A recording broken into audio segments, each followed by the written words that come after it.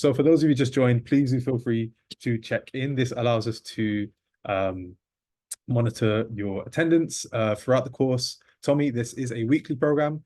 This runs every week, every Thursday until April. And do not worry though about if you cannot attend every week. We send out recordings where in which you can catch up. You can watch back the the recordings, and then also you can check in so you have proof of the fact that you watched it, you caught up, and that way we can just double check towards the end of the program. All right, then. I know I said 5 past, but it's currently 3 past. And if everyone is ready, can I get a thumbs up if everyone's ready to kick off? Yep. Ed, I see you nodding, but I want to see a thumbs up. Thank you very much.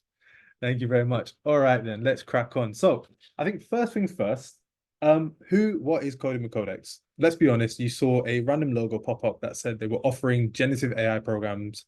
It's all the rage. Are we snake oil sellers? Are we just here to just waffle for about 10 hours in total over the next 10 weeks? Well, I thought it'd be a little bit fair. I think it'd be best to actually explain who we are, what we do, and why we're even doing something like this.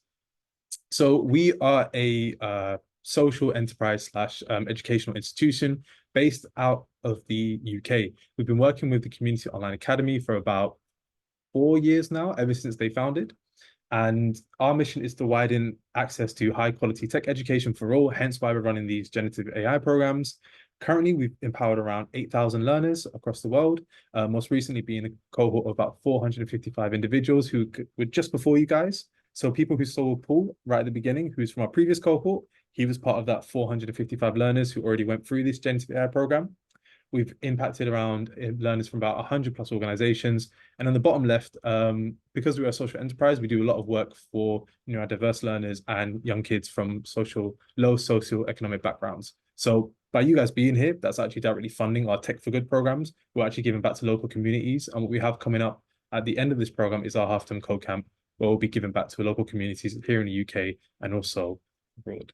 So that's enough me giving a sort of a weird sales pitch spiel about who we are, and let's crack on into the content. But before we do that, I forgot my own slides. A quick rundown about how the session works. So someone asked about when the sessions are there every week, and I know I've already mentioned this. Sessions are recorded, and what happens is on the right-hand side, you can see the type of emails that you'll receive from myself. So for those of you who don't know my name, my name's Faz. I'm one of the co-founders of Coding Codex. I will be partly leading this program along with our other hosts of incredible instructors. But every week you'll receive an email from myself, which will give a recap of what we went through, any notes, any links and whatnot that will be of relevance, and you'll have access to the recordings within about 24 hours. Sometimes it stretches over to the weekend, but typically before Monday of the next week. And you'll also have the opportunity to log in and register for the next session. Please make sure you register for next week's session. Otherwise, it becomes a bit more difficult to catch up. All right, cracking on into the program. What is artificial intelligence? Now, it's something which is a buzzword. If you live in the world of tech, or if you pay any attention to what happens in the technical sphere, you can tell that everyone and their nan and their nan's dog currently has a tech startup that is based around AI. But what does it actually mean? Well, AI, put very simply, is when machines learn, think, and do things that usually mimic human intelligence, hence why it's artificial intelligence. So essentially, it's like having a robot assistant that can help you do basically whatever you need to. And we've had AI in our pockets. We've had AI in our lives for years now. For many of you who have seen or have iPhones or even Androids, but iPhones had Siri to begin with, and that was very much the first mainstream and very much widely accessible point of artificial intelligence that we had access to.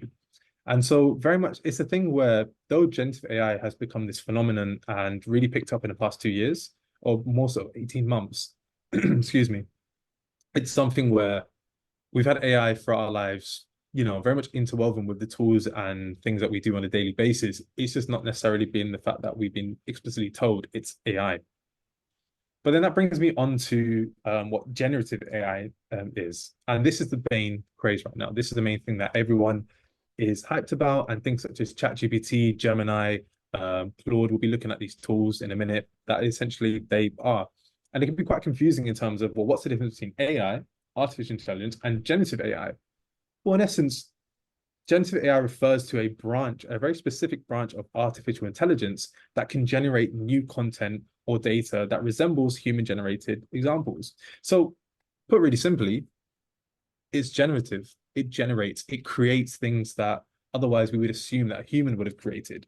And that's very much the generative part of the Gen AI. Thumbs up if that makes sense. Thumbs down if it didn't. Now, the thumbs down are very crucial for us to understand where everyone is at. Wonderful. And thumbs in the middle if you're like, yeah, I kind of get it, but I'm gonna need you to keep going with this presentation for me to understand it. Wonderful. I'm seeing thumbs up all around. Perfect. All right, let's crack on. So again, how does AI work? So it's a lot of programming and whatnot. AI is a computer program when you really boil it down. It's ones and zeros at the end of the day. But it very much builds upon things such as natural language processing, data, algorithms to solve all these problems. And it has a feedback loop that allows it to improve over time, which is very important, allows it to get quote unquote smarter. And that's how AI can improve in its intelligence because those feedback loops. But how can you create generative AI intelligence? I think that's a big question that a lot of people are asking nowadays. You know, with where did ChatGPT come from? It almost feels like it came out of thin air, right? Well, you need a lot of maths or maths. I put in brackets just so that it feels semantically correct, but math as you lot in the US would call it. So that's something we're not going to be looking at because let's be honest, this course, if we were to go delve down the realm of the maths that are required to actually create generative AI, it's going to be a bit of a, bit of a difficult one. But instead, we're going to look at what powers most generative AI tools, and now those are large language models, LLMs. Now, you'll be hearing this term throughout this course a lot, and don't worry if you don't understand it from the get-go. It may seem quite foreign, but just stick with it, and over time, it'll be something that you become very familiar with. I'm going to look into specifically what those are and how those actually play a part in the popular tools that everyone's using nowadays. There's a lot of text. You don't have to read it. If you're watching a recording, you can screenshot this. You can come back to it at another point in time, but we're going to breeze through just almost like the headlines of this. And we've mostly put this here because a lot of people are quite curious about what is LLM, what are LLMs, and they want to come back and watch these in the recordings. But really simply, LLMs are a type of generative AI that are trained on massive amounts of data, or specifically text data.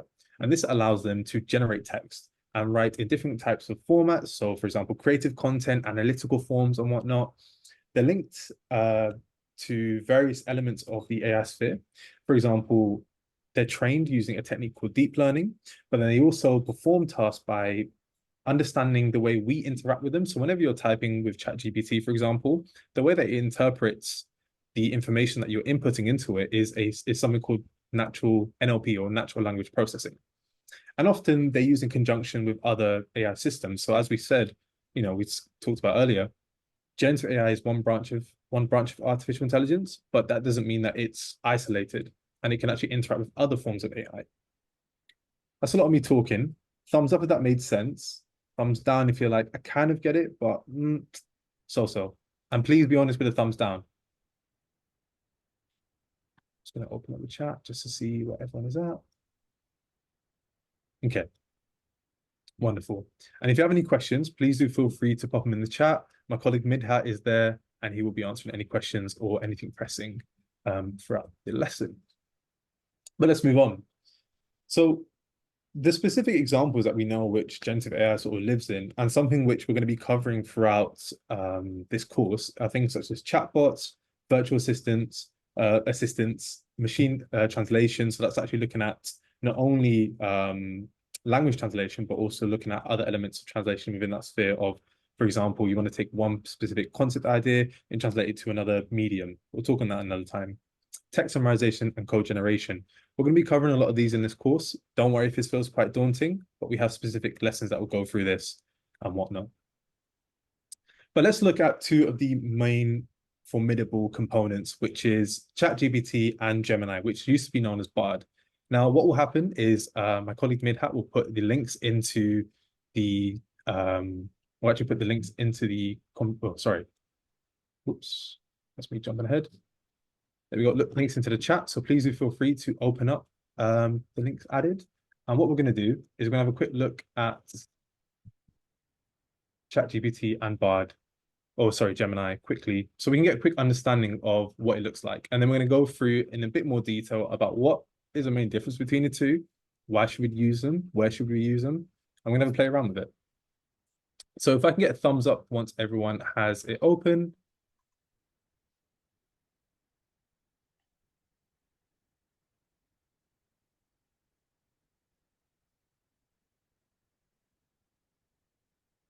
Wonderful.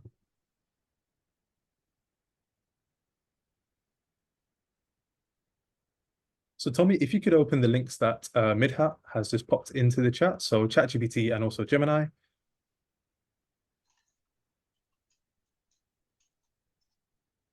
All right then. So I'm going to put a question out to everyone. Between the two, what you can see on your screen, between ChatGPT and Gemini, if you've already logged in, can anyone tell me what the difference could be? And there's no wrong answers here. This is more just an open question and first impressions almost. Is there any innate difference between these two tools, as you would assume so? Who made it? Yep, that's very true. Difference is ChatGPT is created by OpenAI. The UI is different. Yep. Pictures versus words. That's very interesting, you know. Visual, yeah.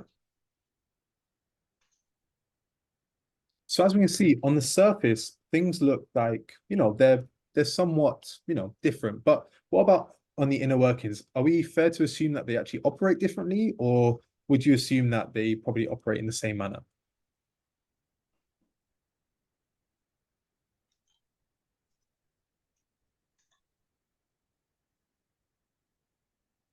I think I've actually lost the chat box. Same. Yep. Similar manner. Model on different data sets. That's a very, very good insight. Similar. Depends on how they're trained. Oh, okay. We've got a few AI wizards in here, which is pretty cool to see. Yeah. So the sentiment is very much that they're going to be very similar, right? You ask the same prompt to one of them, it should give you the same response that another one would give. But it's quite interesting to actually delve into it. So if we actually look at the nuances, I'll quickly present my screen. If you actually look at the nuances behind the two programs, they actually are quite different. And this is where knowing the inner workings and getting familiar with what actually powers different generative AI tools is very important because that's where it can really make a strong impact on improving our workload and actually knowing where to use what and when to use what. So if we go through ChatGPT, it's a generative pre-trained transformer. Now, this sounds very confusing, but essentially it means that for the free version and mostly for GPT-4, the large language models were given a whole bunch of data and it was thrown in to the information and it was trained very specifically to generate certain outputs and whatnot from particular prompts, right? So for example, if let's say we were to train ChatGPT and give an example of how it would say this is a poem. It would be given a small poem and then the ChatGPT model would become more familiar with it and they would understand, okay, so this is a poem. I now know how to generate another poem. That's a way to think about it almost. Very rudimentary, but in the simplest way. If we look at Gemini, it's more of a factual language model. So this is where it's been fed in information that as opposed to it being, well, create a unique poem, it's more said, well, these are 50 poems. If you want to create one, go find one and you can present that here. And that's mostly, don't get me wrong, this is me simplifying it massively, massively. With Gemini, which used to be known as Bard, things have changed and it does have some pre-trained aspects towards it. But this is something which we just want to bear as top of mind when dealing with these two topics. So what that means is that when it comes to the strengths and weaknesses between the two, well, we know that ChatGPT is great at generating things. So that actually leans more towards its strengths when it comes to generating creative texts. And we're going to play around with this in a minute and sort of see how, this can actually be quite strongly in our favor. But then when it comes to Gemini, it's not as great as actually creative writing, so to speak, or generating text out of the blue. But instead, it's great at its strengths lie in summarizing factual topics. Innately, Gemini is linked to Google. So a lot of times when it comes to searching and doing research, that's where tools like Gemini and other things like Perplexity, Agent GPT, which we'll be exploring a lot more in later sessions, come into more strengths. So this is where it's something we much want to bear mind in. the one caveat and one drawback with ChatGPT, and this does apply to Gemini, but less so, is that when you're dealing with the free version of ChatGPT, and please understand, throughout this whole course, we're going to be giving you free alternatives for anything we mentioned. There is no financial obligation to go out and purchase anything. So do not worry, you don't have to spend any money. We're going to give you free resources you can use. But the thing that we have to remember with ChatGPT is because it is very much strong on those strengths of generative AI and it can generate things out of, thin air. Sometimes it can generate inaccurate or misleading information. And that's something, again, which we have to bear in mind. Again, we'll go through this in a later point, but something to bear in mind. So you can't just go to ChatGPT and say, "Hey, listen, can you please do my market research for me and sort of hand it in your next meeting and think everything's sweet." Please don't do that. Someone did that beforehand, and it was a bit embarrassing because we have to catch them out immediately because there was some data that just, well, we're not in 2035, so go figure. But then when it comes to Gemini, again, and this is almost innately, as Nick said, we've already come across this. It's not as creative as ChatGPT. So there's some drawbacks, but knowing the key differences between the two models actually give us a lot of power when it comes to utilizing, these tools for specific work. So we know that whenever it comes to writing a poem or maybe writing your friend's birthday wish, you don't may not want to one well, sorry, you may you may not want to use Gemini, but instead you may want to use ChatGPT. I've spoken a lot. Thumbs up if that makes sense. Thumbs down if it didn't. And then just do like a hand wave, raise your hand if you're sort of in the middle of things. Yeah. All right. Wonderful. Wonderful. So we're going to move into actually exploring the differences between this. So what I would like people to do is you can have two options, or you can do both. If you're watching the recording, please feel free to do both. But if you can navigate to ChatGPT, and I want you to write a prompt to rewrite a modern song of your choice as a Shakespeare sonnet. So last time we did this, we had people taking Taylor Swift songs and getting ChatGPT to create a sonnet. Pick whatever song you'd like. And once you're done, or once you've generated it, please do share it in the chat and we can sort of have a readout. Alternatively, if you want to play around with Gemini, head over to it and ask it to write a blog about the top 5 chocolate dessert trends of 2023. And let's have a look at what was created by it.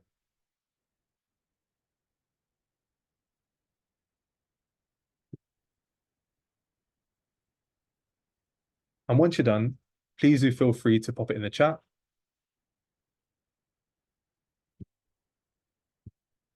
And definitely give a thumbs up once you're ready to move forward. And we'll give it about 2 minutes.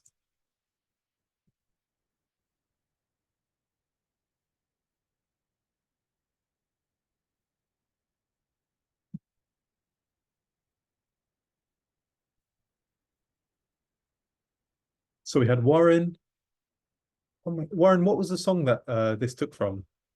Or did you just generate a Shakespeare sonnet? Don.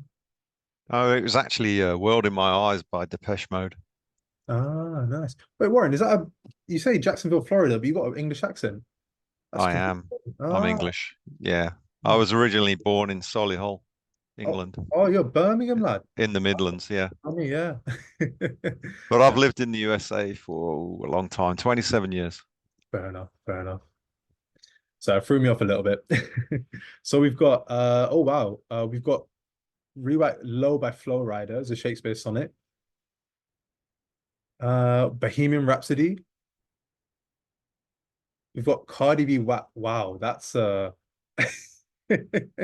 think this is I tell you what I'll do is if you guys want to put it in the chat, and what I'll do is in the summary email that will send off tomorrow, they should receive tomorrow. I'll put a link to everyone's audio generated sonnets that people can have a look, read through and have amusement whilst they're winding down for the weekend. And if anyone actually created so if anyone actually created any articles, please let me know how you found it. And yeah, if I can get a thumbs up once everyone is ready to move on, I will just move on to. I'm loving all these sonnets. I think it's really good. And we'll move on to the next point. All right then. Cool. So as you can see, you're already there. we're going to be going through how to write more refined prompts and actually the art of prompt writing in later sessions. But already you guys are killing it. You guys are, it's really, really cool to see some of the creative stuff coming out of. I mean, I did not expect Cardi B WAP to be turned into a Shakespeare sonnet, but hey ho, we're in 2024. Generative AI is a thing, and sky's the limit. So we'll move on then. So can I get a show of hands if anyone's heard of Chat GPT plugins or custom GPTs? Just a thumbs up if you have. It's good to get a gauge from. Okay. Wonderful. Okay, so fair few. Katie, that's a fantastic question. If you just save that and just pop that at the end when we have the question section, I'd love to answer that in a bit more depth. But very good point, and I actually have a really good answer for that. Well, at least I hope so. Wonderful. Yeah. So custom GPTs were this evolution in the realm of making generative AI more accessible to the masses, where in which ChatGPT or OpenAI, which is the organization that created the tool, basically allows individuals to place their specific and expert knowledge into a already existing ChatGPT instance. So imagine that ChatGPT, as we saw it online, so as we see, over here is an expert, so to speak. But then let's imagine that, okay, well, I actually want to feed it in custom information around a specific topic. So if I actually head over here on the right hand side, you can see that there's this web designer custom GPT in which this individual, David, he's not paid us. I don't know him. Just found him on the internet. He actually poured his specific domain knowledge and his expertise into an instance where in which I can actually query and say, well, we already know that ChatGPT already has these pre-trained information. So this is a way in which individuals and experts can pour their new information into, the generative AI sphere, and we can interact with it. Does that make sense? Thumbs up if it does. Thumbs down if it doesn't. Any questions, pop it in the chat, and I'm sure Midhat or myself will be able to get to it. So, cool. John, if you'd like to message Midhat, and I'm sure he can give an explanation that way. If not, we'll revisit this topic at the end of the session. And there's another slide that should hopefully make it um, a bit more informative. So we're going to go through some cool resources that actually we recommend right at the beginning of the course, particularly around, building that resource bank that everyone can use as the weeks go on and can also almost recall upon. So initially, the first thing, what you'll see is that they'll be added into the chat. And so the first thing that we'll be covering off is this awesome list of GPT prompts. I'll be honest, we didn't call it an awesome list. It's just called awesome ChatGPT prompts, but it's a fantastic resource that we recommend when it comes to actually looking through, various different prompts that we can write to generate our specific outputs. So bear in mind the act of writing a prompt is an art within itself. We're going to be covering that later on. But at the same time, even here, if we want to, if we have a website and we say, I want to improve the search engine optimization of this, we don't need to go out and try and craft and go back and forth with ChatGPT. We can actually just copy and paste it straight in, change a few things, and voila, we already get an output. And it's really great to, actually perform certain exercises for us. So, for example, if we go to act as a travel guide, if we actually copy this, and I'll give you a quick demonstration. So we actually go in here, we can copy one of the prompts here. So act as a travel guide, that's something that, can be really useful. If I head to where my ChatGPT lives, let's create a new instance.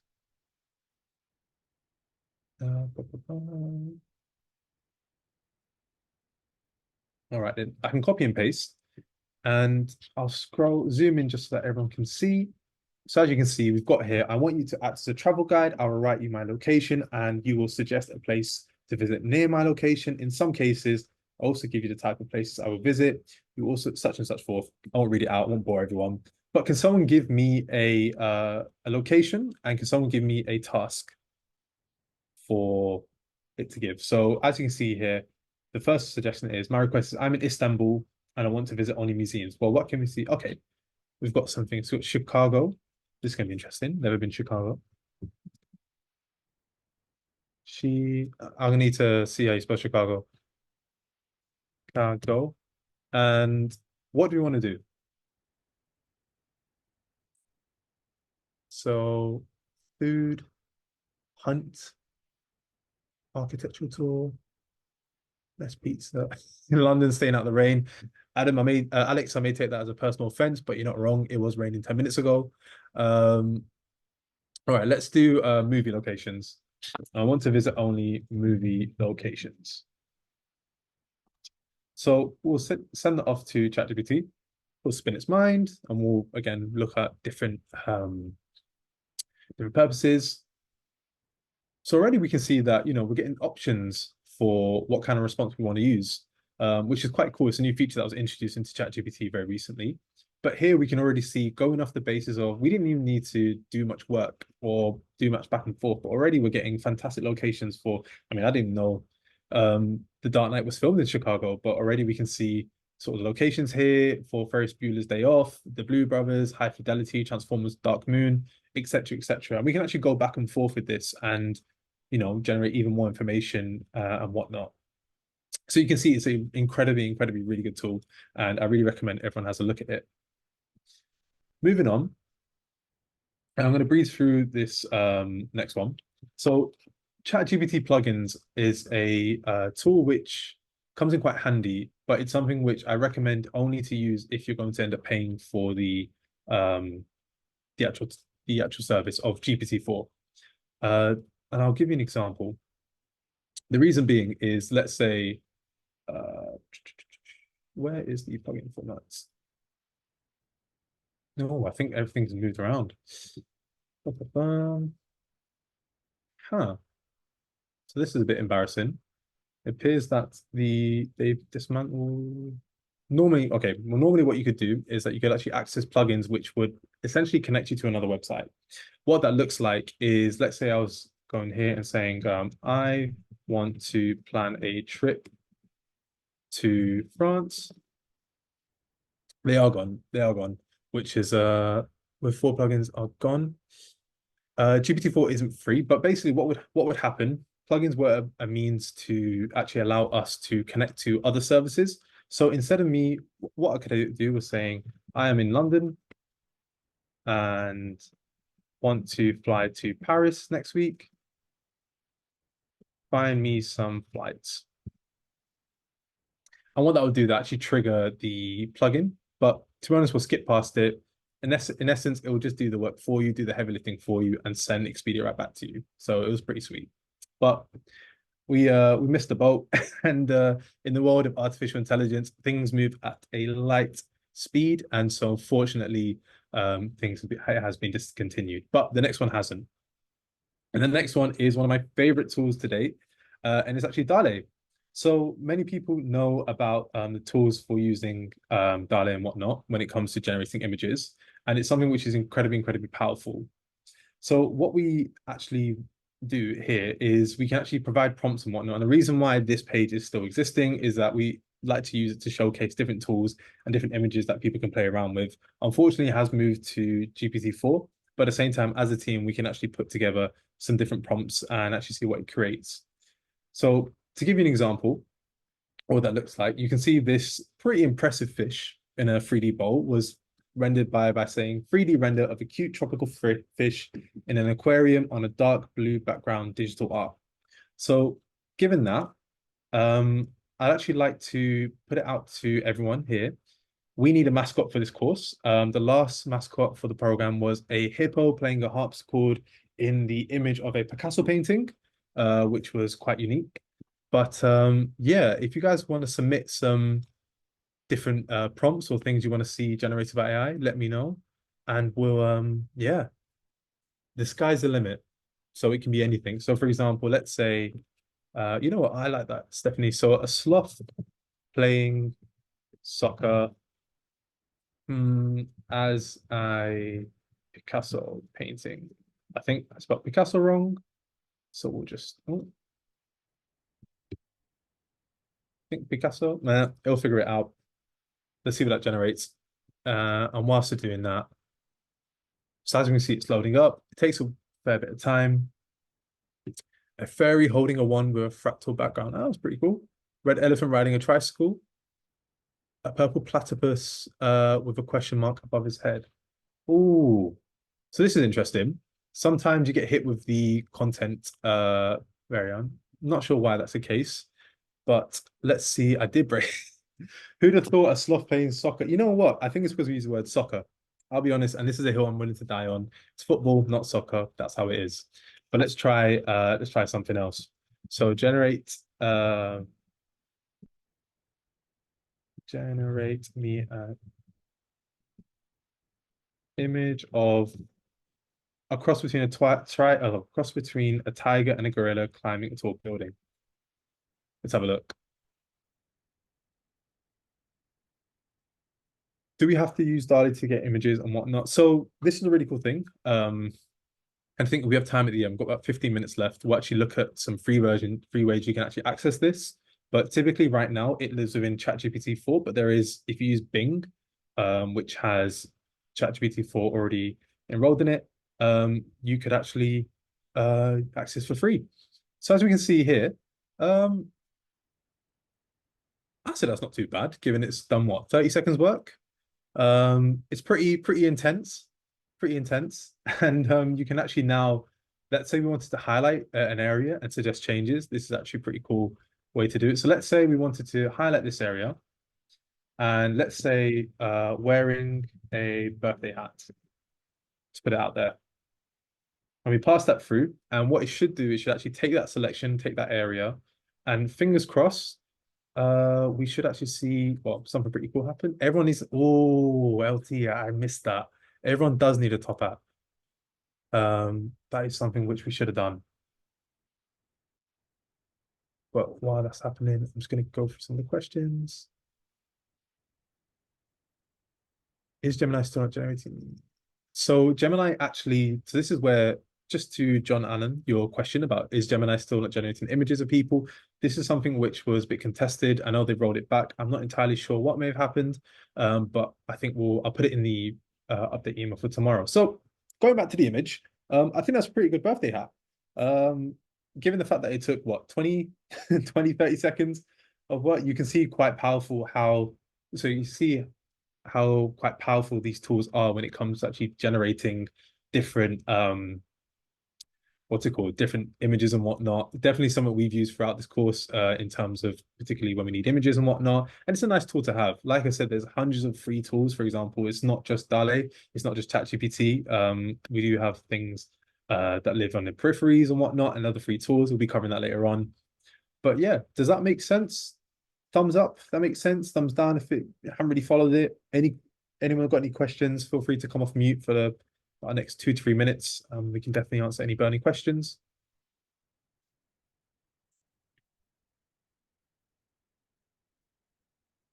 No. All right then. We'll continue on. Wonderful.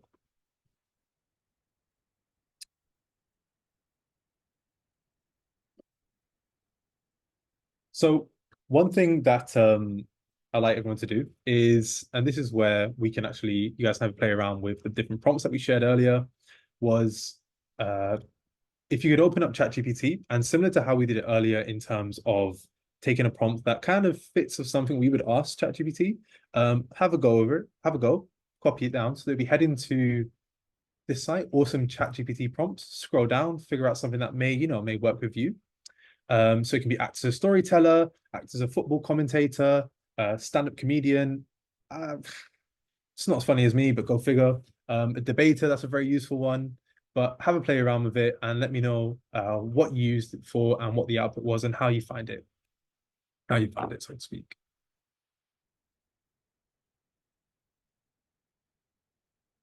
Albert asked back in 1990, few people even know or use World Wide Web. Isn't it the same today with ChatGPT, Gemini? Um, Albert, I wish if I had a crystal ball that could tell me the impact of AI that's going to be happening in the next 5 years, I think I'd be a very rich man. Unfortunately, I don't. It's something which I think you are right in terms of we are at the starting stage of the access to AI tools and how it's going to shape our day-to-day work and world. Right now, I think there's something where in which it's not completely accessible for a lot of people. That's why we run programs like this to make sure that people have an understanding of how to effectively use it, how to ethically use these tools, and what do these tools actually do and what can they generate. But I think in terms of longer term, what's going to happen, we're not too sure, but we'll definitely be there to give you an update and keep you in the loop. To those of you who have just joined or may have missed out on anything or asked about recordings, a recording of this session will be shared tomorrow or hopefully today. It is quite late here. It's coming up to about half five, well, 5:30 p.m. here in the UK. So just a heads up, we will be covering this. We will be sending out the recordings of this shortly after, and you'll be able to catch up. So do not worry. All right. So how have people found the outputs or the prompts? Anyone got anything interesting? Got anything that they weren't really expecting? Feel free to come off mute and whatnot.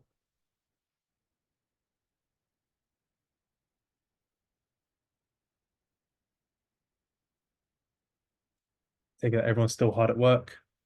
I use the prompt, I want you to act as an interviewer. How did you find it, Jesse? I find it really interesting that you can actually tell it not to respond all at once and wait for your answers to the questions so that they can further refine the questions. Yeah, nice, nice. Do you work in recruitment then? Is that something which you think could be used? I don't, but I am responsible for interviewing people. Ah, well, there you go. We've already found a use case that could hopefully, definitely make it a lot easier for yourself. All right. Um, are there additional free resources that use ChatGPT? Da, da, da, da. Ryan, we will be sharing free resources later down the line, so do not worry. I just want to put this out, guys. Do not worry if you can't access ChatGPT, GPT-4 right now. It's completely fine. GPT 3.5 free I version did. is completely fine. Oh, is someone saying? So another question? I don't think so. All right, cool. We'll crack on. So I think going back to the point of what custom GPTs are, which we spoke about, and plugins don't exist anymore, but at the same time, it's very useful to give it as an example so you guys understand the differences between the two. So custom GPTs, imagine that it's like customizing a character in a game with a specific gear and skill. So you get a standard version of ChatGPT and you can customize it to the point where in which you can actually give it specific information around your expertise. And if you're saying to yourself that you're not an expert, everyone's an expert in something. So everyone here could create a custom GPT if they wanted to. Does that make sense? Thumbs up if it does. Thumbs down if it didn't. Yep. Wonderful. All right, we'll keep moving on.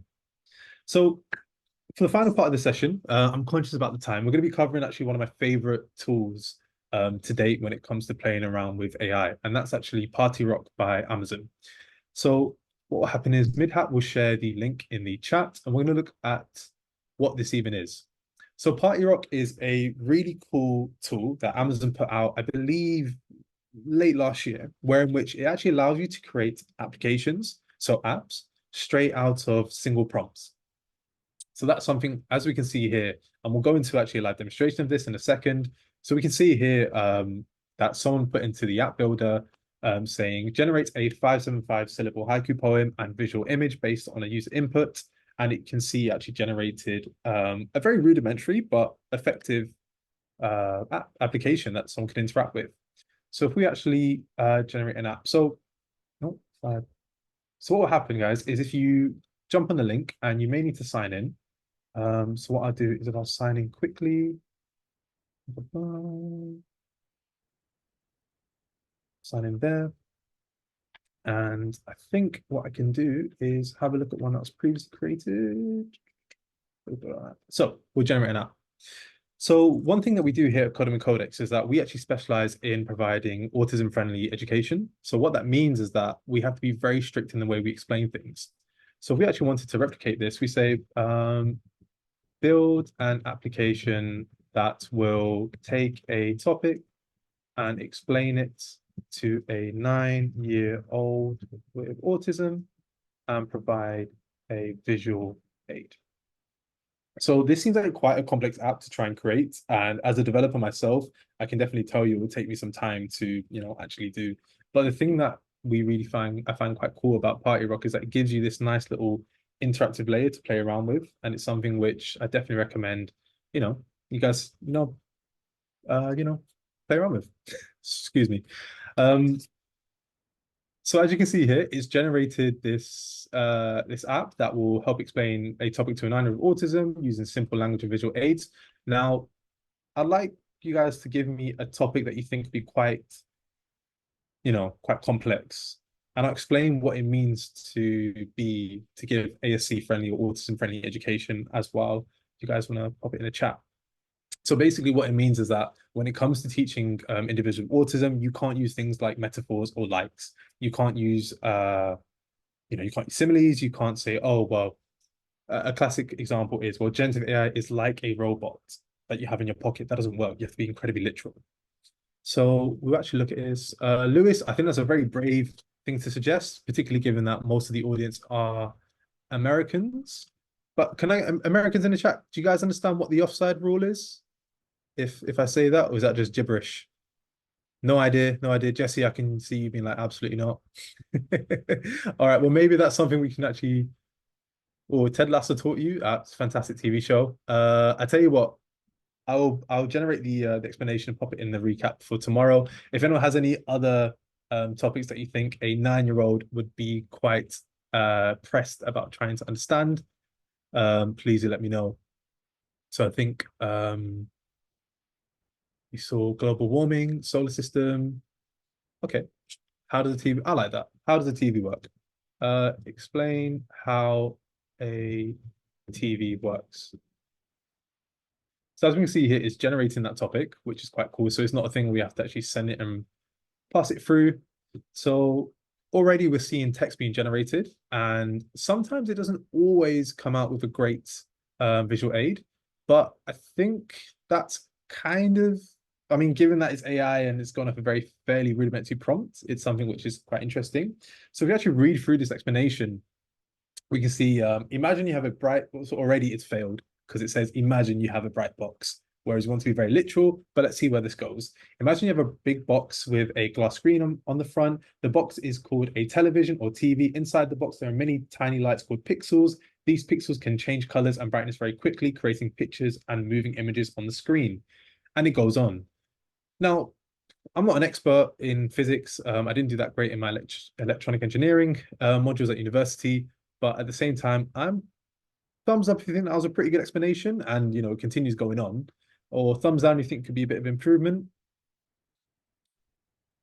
Yeah, it's a bit of a hit and miss, but the fact that we've generated it, and the main thing I wanted to demonstrate here is that we've generated in essence a rudimentary but pretty impressive app from a single prompt, and that's something which can actually demonstrate, well, if we actually go back and to refine this and actually give it more information, what could it then generate? So yeah, the picture looks like a face. The kid will be confused. The kid will be very confused. So maybe not use the visual aid, but this is definitely something we can work with in the explanation and something to build upon. All right, then, just looking at the time. So I guess one task that I'd say you guys can do. I do know we are pressed on time, so please do feel free to come back. We'll just start this, and obviously you can resume back in the recording, something like that. Is definitely have a go at creating your own app. Sky's the limit. Please do feel free to play around with it. It is very much text based, but it could be anything from being a travel agent to a movie recommendation to something very niche or something that you do as a hobby or part of your work. Please do have a play around with. And we'll give about a couple minutes and then we'll wrap up.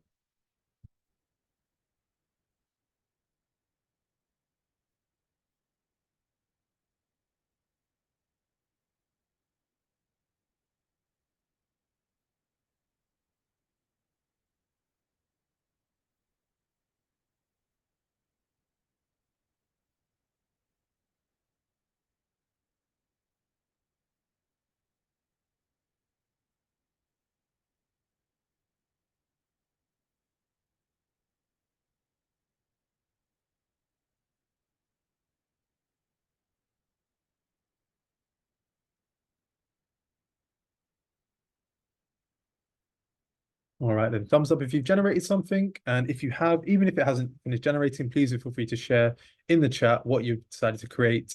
So that way, if anyone's struggling, they can get some inspiration.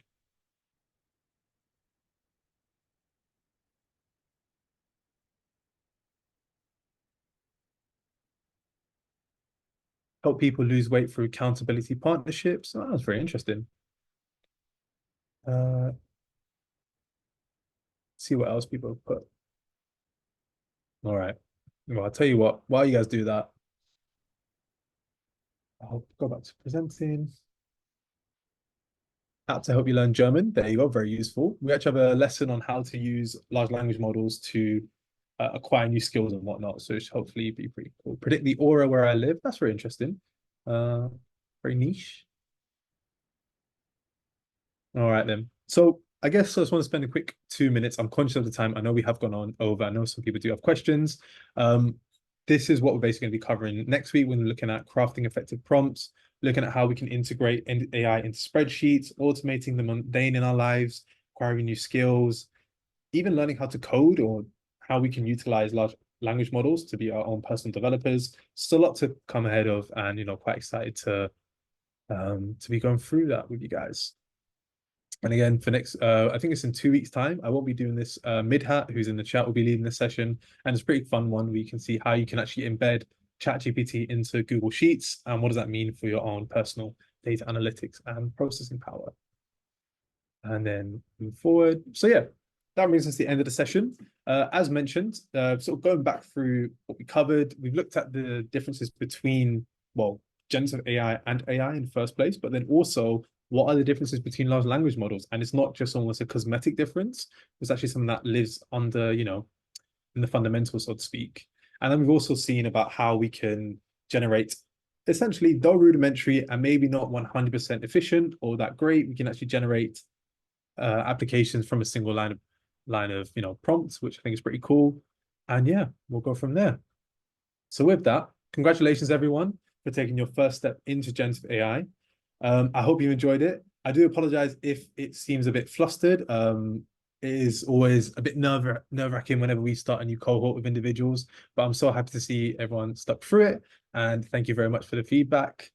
We do have a community support group. Do not worry about that. I'll send you a link of that tomorrow. I think the main important thing is that feel free to get in touch here at hello@coding with Codex. If you haven't already done this, again, this will be sent later on, but please make sure you check in. It's very, very important you check in. That way we can keep you in the loop. We can make sure you guys get spaces in next week's session. Yeah. So any questions, what I'll do, I'll keep this here. Jeff, to check in, just scan the QR code, or you can check the link that Midhat will send in the chat. But yeah, any questions, feel free to come off mute. Feel free to put it in the chat. If you need to go, have a wonderful day, have a wonderful Friday, an amazing weekend. I look forward to seeing you next week. And yeah, Appreciate everything. Thank you so much, Faz. thank you so much, Anne. All the best. All right. See you next week. Bye bye. But yeah, any questions, please feel free to pop it in the chat, or I know we had a few from earlier. There's no such thing as a Thanks, bad. Faz. Hi, Faz. Who's... Yep. Prabhu speak. Prabhu here. Hi, Prabhu. Yep. Yeah. Right now, are you going to send us the rest of the PowerPoints that we didn't look into? We Yes. didn't go over some.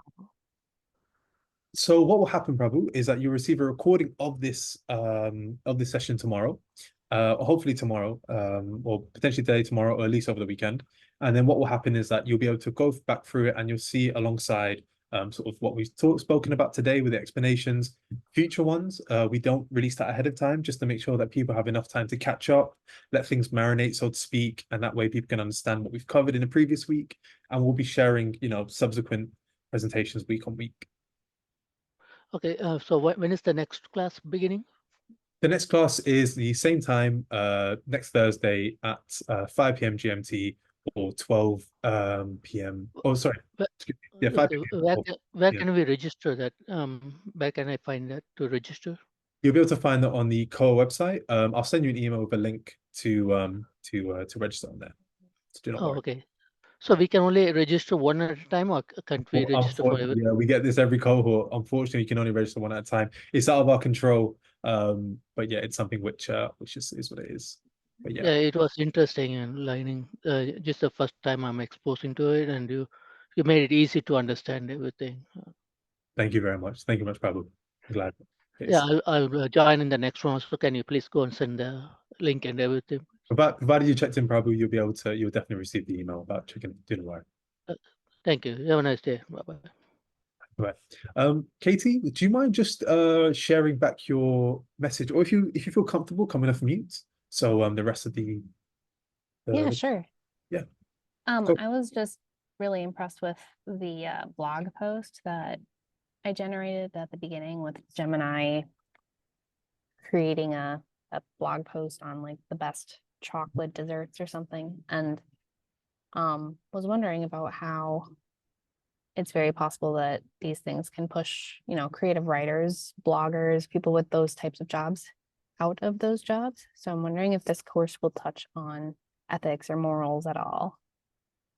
Yeah, no, 100%. So it's actually the I believe it's a fifth or sixth session. We talk about the importance of privacy or privacy and the ethical considerations when it comes to working with large language models, particularly around the realm of biases and whatnot. And then what does it mean from a copyright aspect?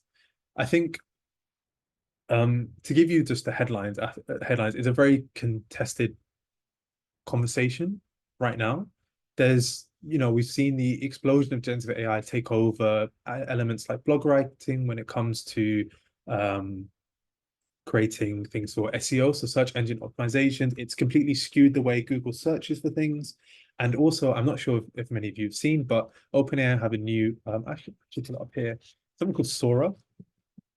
And I'll share it quickly if people are happy to have a look. But this is something that sparked massive controversy recently, given the way in which the information was trained. So the background image that you guys are seeing here is completely AI and it's created from a single line of text. Now, the problem that actually generated was a lot of people were asking, well, where was the information taken to train the model, right? We know that AI has to be trained. Where was the data created? And now AI have been kind of caught out from they've been caught out in the sense of they've been using, supposedly or allegedly using YouTube videos. And this now brings in the ethical consideration of, well, is that within their domain? Is that fair? What happens to the people who actually created those original videos? And it's a very contentious and ever-flowing topic. I don't think we'll ever reach a point where there's general consensus of what is fair and what is not. But at the same time, as individual users, it's very important for us to just be aware and also disclaim where things are being used and whatnot, and how to go forward from there. I know that's not very in depth, but hopefully that can give you a quick understanding of where we'll be headed in this course and sort of what our thoughts are about this. Yeah, thank you. This is helpful. And I didn't even know about Sora, and this is wow. It's pretty cool, right? It's pretty cool. Yeah. 100%. Well, I mean, Matt, just on the point, I wrote a newsletter in our last newsletter edition. I wrote about this in terms of what does it mean for privacy and whatnot. And I think something which we can definitely seek comfort in is, I mean, I think Forbes definitely put this report out. I mean, I quoted it in last month's newsletter. Uh, as generative AI increases, the level of skepticism that we have as individuals is exponentially increasing. So that's something which we can definitely seek comfort in the fact that, though there may be a flooding of AI content that goes out into the world, each individual, as more and more people, and everyone here or who's been in this session, I could definitely attest to, there's now a heightened awareness of, well, we need to know what AI is and spotting those little giveaways, so to speak. So I think there's again, it's a fluid thing, it's a dynamic aspect, but definitely something which it's not all doom and gloom.